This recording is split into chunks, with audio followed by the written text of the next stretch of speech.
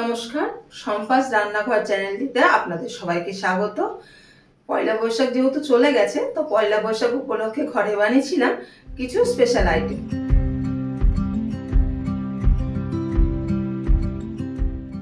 তো আমাদের যেহেতু মাছ মাংস সবাই খায় না, বাড়িতে নিরামিষই ছিল। তো দেখুন, চলুন কি কি বানিয়েছি আর কিভাবে বানিয়েছি। তো প্রথমে এখানে গোবিন্দভোগ চালটাকে ভালো করে জল দিয়ে 2-3 বার ধুয়ে জল ঝরিয়ে রেখে দিতে হবে।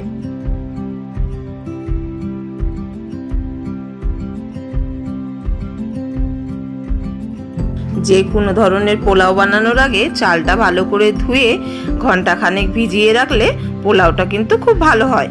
চালটা ভিজিয়ে রেখেছি, চালটা ভিজুক।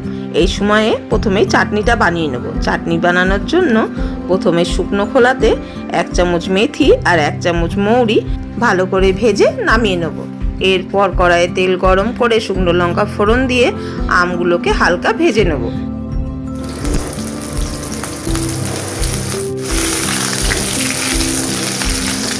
আমটাকেও একটুখানি ভেজে নিয়ে পরিমাণ মতো নুন আর হলুদ দিয়ে একটু ভাজা ভাজা হয়ে গেলে পরিমাণ মতন জল দিয়ে দেবো।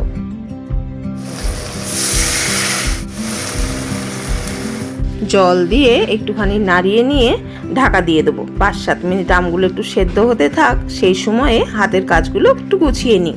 চাটনির জন্য যে ভাজা মশলাটা বানিয়ে রেখেছিলাম সেটাকে একটুখানি গুঁড়ো করে নিলাম।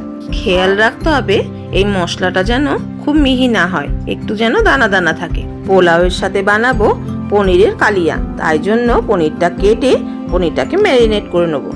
পনিরটাকে এরকম একটুখানি বড় বড় সাইজের কিউব করে কেটে নিয়েছি। এর উপর দিয়ে দিলাম একটু করে হলুদ, নুন আর একটুখানি লঙ্কার গুঁড়ো। এটা দিয়ে ভালো করে হালকা হাতে আস্তে আস্তে সবগুলোতে নুন হলুদটা যেন ভালোভাবে মিশে যায় সেইভাবে ম্যারিনেট করে রেখে দেবো। এদিকে কিন্তু আমটা সেদ্ধ হয়ে গেছে।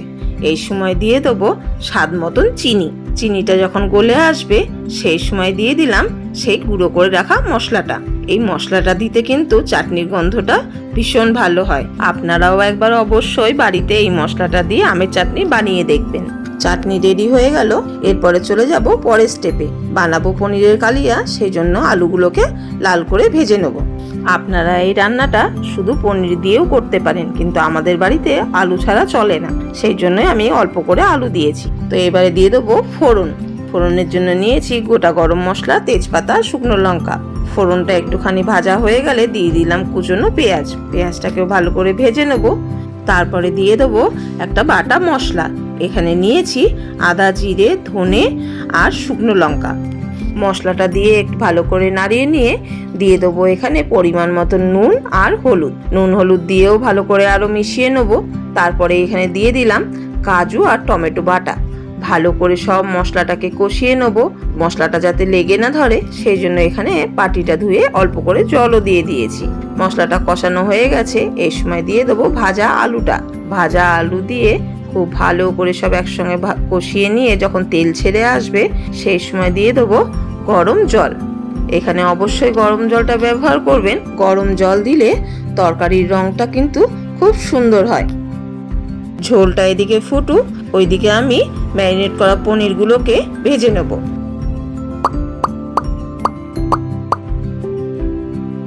মিডিয়াম আঁচে পনিরগুলোকে উল্টে পাল্টে লাল লাল করে ভেজে নেব। পনিরটা পুরো ভাজা হয়ে গেছে। এইবারে ঝোলের ওপর অল্প তেল শুদ্ধই দিয়ে দেবো। ব্যাস, পনিরটা দিয়েও ভালো করে এটাকে ফুটিয়ে নেব। নামানোর আগে ওপর দিয়ে একটু ধনেপাতা ছড়িয়ে দিলাম। ব্যাস, আমাদের আলু দিয়ে পনিরের কালিয়া রেডি। এইবার চলে আসি পরের স্টেপে। এবারে বানাবো পোলাও। তার জন্য প্রথমেই দিয়ে দেবো পরিমাণ মতন ঘি আর দিয়ে দেবো জিরে ফোড়ন।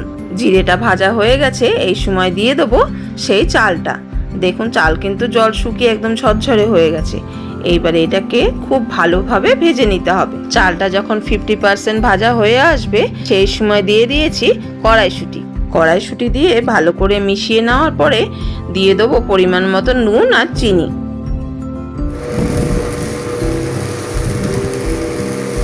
চালটা ততক্ষণই ভাজবেন যতক্ষণ না এরকম একটা আওয়াজ আসতে থাকে।